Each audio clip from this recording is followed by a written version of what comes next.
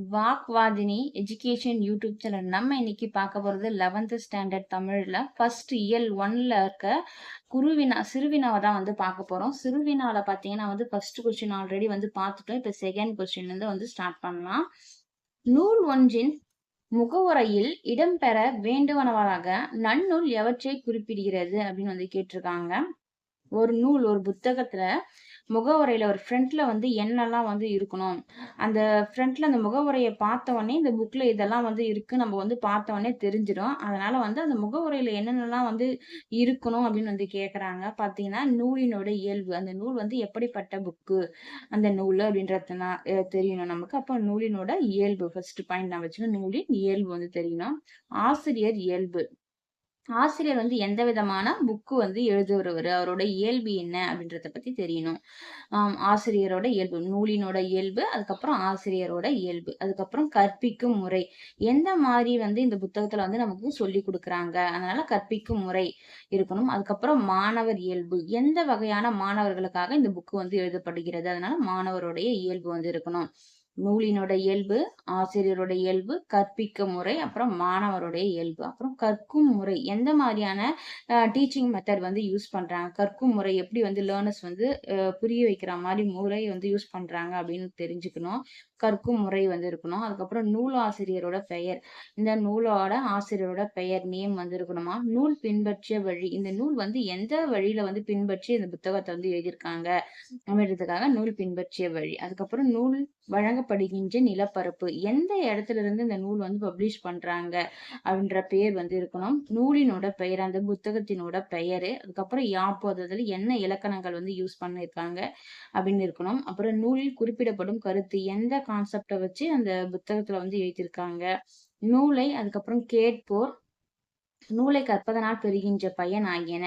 நூலை வந்து படிக்கிறவங்க அதை வந்து படிச்சா அதனால என்ன யூஸ், ஒரு புத்தகம் படிக்கிறேன்னா அதை படிச்சா என்ன யூஸ் வந்து இருக்கு அப்படின்றத அந்த முகவுரையில பார்த்தாவே நமக்கு தெரியணும். அந்த விஷயமும் அதுல இருக்கணும்னு சொல்றாங்க. முகவுரையில் இடம்பெறவனவனாக நன்னூல் குறிப்பிடுகிறது. இது எல்லா விஷயங்களும் முகவுரையில வந்து இடம்பெற வேண்டியவை அப்படின்னு வந்து நன்னூல்ல வந்து குறிப்பிட்டிருக்காங்க. நன்னூல்ல வந்து இந்த இந்த திங்ஸ் எல்லாமே வந்து ஒரு புத்தகம் ஒண்ணு இருக்குன்னா அதுல வந்து இது எல்லாமே வந்து முகவுரையில வந்து இருக்கணும் அப்படின்னு வந்து சொல்லியிருக்கு, நன்னூல்ல சொல்லியிருக்காங்க. ஃபர்ஸ்ட் பாருங்க, நூலினோட இயல்பு, ஆசிரியரோட இயல்பு, கற்பிக்கும் முறை, மாணவரோட இயல்பு, கற்கும் முறை, நூலாசிரியனோட பெயரு, நூல் பின்பற்றிய வழி, நூல் வழங்கப்படுகின்ற நிலப்பரப்பு, நூலின் பெயர், யாப்பு, நூலில் குறிப்பிடப்படும் கருத்து, நூலை கேட்போர், நூலை கற்பதனால் பெறுகின்ற பயன் ஆகியன முகவுரையில் இடம்பெற வேண்டுவனாக நன்னூல் குறிப்பிடுகிறது. இது ஒரு 2 தடவை படிச்சீங்கன்னா உங்களுக்கு ஈஸியா வந்து மனப்பாடம் ஆயிடும். அது புரிஞ்சுக்கோங்க. ஒரு புக்ல இதெல்லாம் இருக்கும் அப்படின்ட்டு ஒரு 2, 3 தடவை ரீட் பண்ணி பார்த்தீங்கன்னா உங்களுக்கு ஈஸியா வந்து மெமரி ஆயிடும் இந்த கொஸ்டின். அடுத்து தேர்ட் கொஸ்டின் பார்க்கலாம்.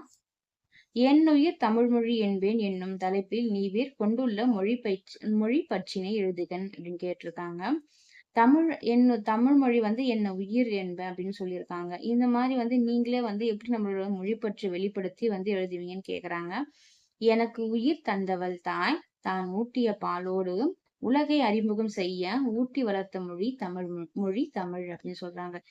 நமக்கு எல்லாருமே உங்களுக்கு மீனிங் புரியும் ஈஸியாவே. எனக்கு உயிர், நமக்கு எல்லாரும் உயிர் கொடுத்தவள் யாரு, தாயே. இந்த தாய் வந்து ஊட்டிய பாலோடு நம்ம உலக வந்து அறிமுகம் செய்ய, நமக்கு வந்து நம்ம பேசுறதுக்கு எந்த மொழி வந்து துணையா இருக்கு, தமிழ் மொழி. அந்த அறிமுகம் செய்ய அந்த பாலோடு என்ன வளர்த்தாங்களாம், மொழியும் வந்து ஊட்டி வளர்த்திருக்காங்க. அந்த மொழி தான் என்னதுன்னா தமிழ் மொழி அப்படின்னு சொல்றாங்க. என் உயிரோடு கலந்து உடலோடு வளர்ந்தது, நம்மளோட மொழி வந்து நம்மளோட உயிரோடு கலந்து உடலோடு வளர்ந்தது.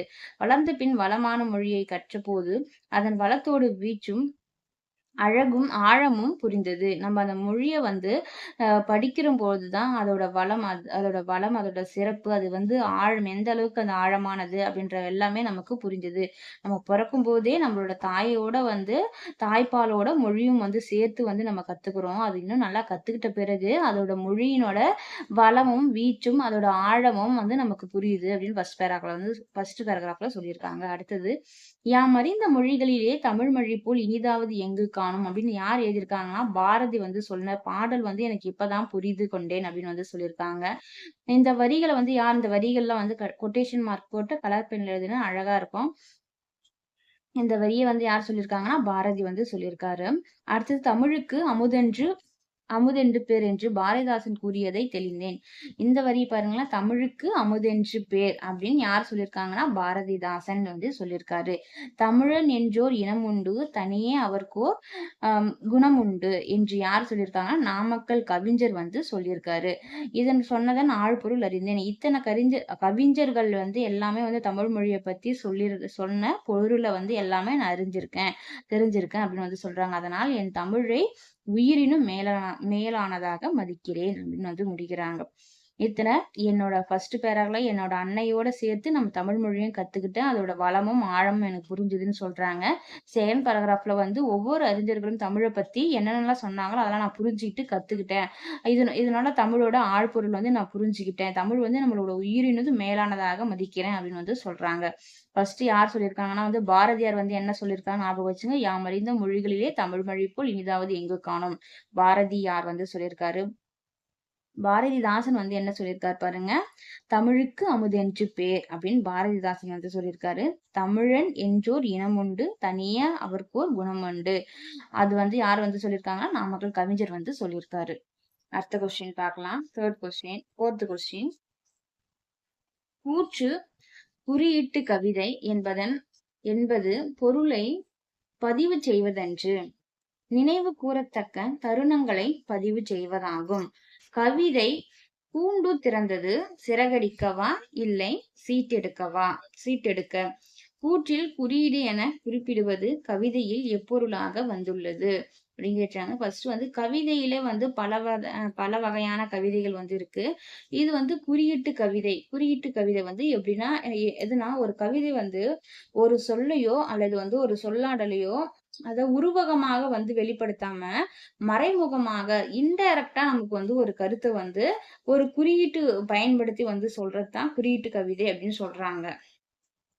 இந்த குறியீட்டு கவிதையில வந்து ஒரு உள்ளார்ந்த வந்து ஒரு பொருள் வந்து இருக்கும். அத வந்து நம்ம வந்து வெளிப்படையா வந்து சொல்லியிருக்க மாட்டாங்க. நம்ம வந்து அத வந்து புரிஞ்சு இப்போ ஒரு கவிதை வந்து படிக்கிறாங்கன்னா அதோட லேர்னர்ஸ் வந்து அந்த குறியீட்டை பயன்படுத்தி அவங்களோட இமேஜினேஷனுக்கு ஏத்த மாதிரி அதை வந்து உருவகப்படுத்தி வந்து புரிஞ்சுக்கணும். அதுக்கேத்த மாதிரி தான் அந்த கவிதை வந்து குறியீட்டா வந்து கொடுத்திருப்பாங்க. இதுல சொல்லியிருக்காங்க குறியீட்டு கவிதை என்பது அந்த வேளையில் கண்டதன் நுண்பொருளை சிந்திக்க தூண்டும் எண்ணத்தை பதிவு செய்வதாகும். அந்த குறியீடை பார்த்தோடனே அதை படிக்கிறவங்க அதோட நுண்பொருளை வந்து நம்மளே யோசிச்சு வந்து நம்மளோட அந்த இதுவை வந்து பதிவு செய்யற மாதிரி இருக்கும் அப்படின்னு வந்து சொல்றாங்க எண்ணத்தை. ஃபர்ஸ்ட் பாயிண்ட் பாருங்க. குறியீட்டு கவிதை என்ன என்பது எப்படின்னா அந்த வேளையில் அந்த பொருளை பார்த்தோன்னே கண்டதன் அதோட நுண்பொருளை வந்து சிந்திக்க தூண்டும் எண்ணத்தை பதிவு செய்வதாகும். செகண்ட் பாயிண்ட் பாருங்க. பறவைகளை கூட்டில் அடைத்து வைத்து சோதிடம் பார்ப்பதை அனைவரும் அறிவர். கூட்டை திறப்பது பறவைக்கு சுதந்திரம் தருவதற்காகவா அன்று. அதாவது நம்ம எல்லாருமே பார்த்திருக்கோம். ஜோசியம் பாக்குறவங்க பாத்தீங்கன்னா பறவையை வந்து ஒரு கிளியை வந்து ஒரு கூட்டுல வந்து அடைச்சு வச்சு ஜோசியம் வந்து பார்ப்பாங்க. அந்த கூட்டை திறந்த உடனே பறவைக்கு வந்து அது சுதந்திரம் கொடுத்து அதை பறக்கிறதுக்காக திறக்கிறாரு அவரு இல்ல. அவர் வந்து அந்த திறந்து அது மூலியமா வந்து ஒரு ஜோதிடம் பாக்குறாரு. அதுதான் சொல்றாங்க இதுல. அது சிறகசைத்து பறப்பதை மறக்கடித்து அடிமைப்படுத்தி விடுகிறார்கள். அதற்கென ஒரு கொத்தடிமை தொழிலை முடிவு செய்கிறார்கள். இந்த குறியீடு சமூக அவலத்தை வெளிப்படுத்தும் சுருக்கமாக சுட்டிக்காட்ட உதவும். அதாவது அந்த சிறகடிக்கிற அந்த பறவை வந்து வெளியே வந்து கதவு திறந்து விட்ட உடனே வெளியே வந்து பறக்கவா முடியுது இல்ல.